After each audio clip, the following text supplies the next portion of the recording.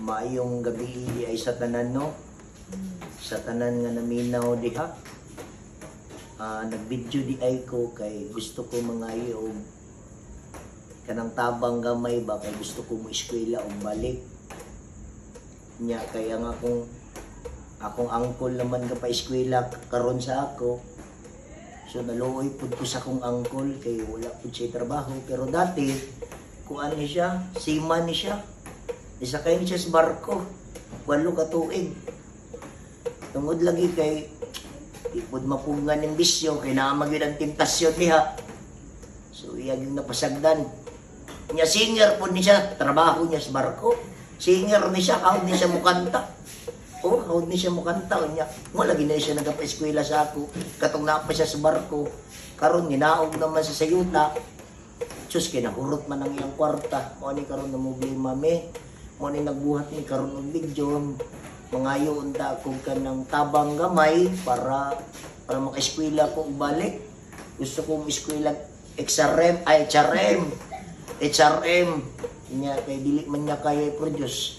Nya dahil tungod sa iyang tingog lagi wala na pud karon. Wala na pud tingog siya karon mo nandi siya maka-istorya.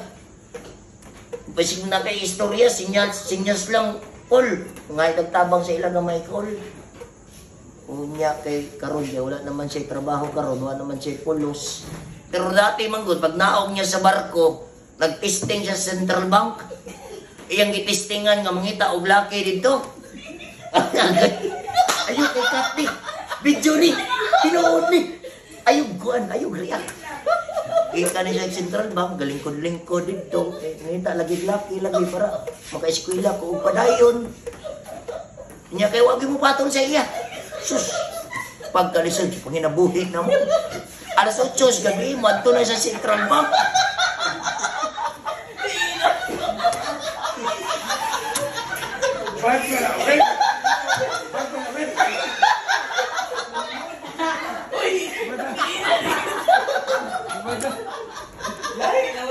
Asa mong kapul?